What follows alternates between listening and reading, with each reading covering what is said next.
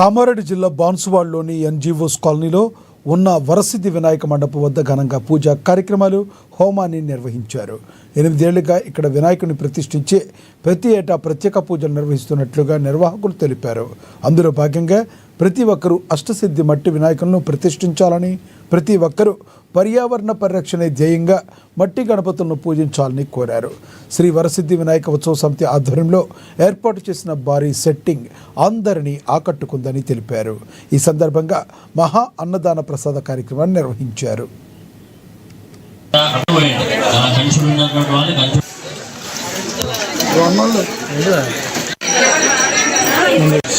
మాది శ్రీ వరసిద్ధి వినాయక ఉత్సవ సమితి. ఈ యొక్క ఉత్సవ సమితిని ప్రారంభించి 8 సంవత్సరాలుగా వస్తుంది.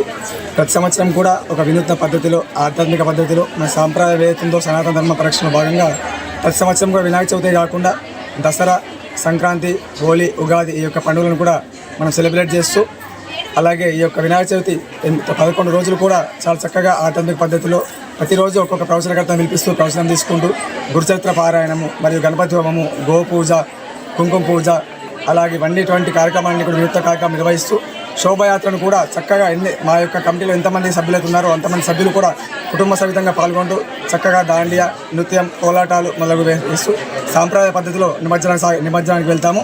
ఈ సంవత్సరం 8వ సంవత్సరాన్ని పురస్కరించుకొని ప్రత్యేకంగా ఈ యొక్క భూమండలం మీద ఏదైతే ఉన్నాయో స్వయంభూ అష్ట వినాయకులు, వాటిని అందరికీ మనం ఇక్కడే ఉన్న చోట చూపించే ఉద్దేశంతో మనం 8వ సంవత్సరం, 8వ సంవత్సరం కాబట్టి అందుకు చిహ్నంగా మనం ఇక్కడ అష్ట వినాయకులు ప్రతిష్ఠించుకొని ప్రపంచంలో యొక్క స్వయంభూ అష్ట వినాయకులను ఇక్కడ తీసుకొచ్చి మనం ఇక్కడ ప్రతిష్ఠించుకోవడం జరిగింది. ప్రత్యేకంగా అవి అందరికీ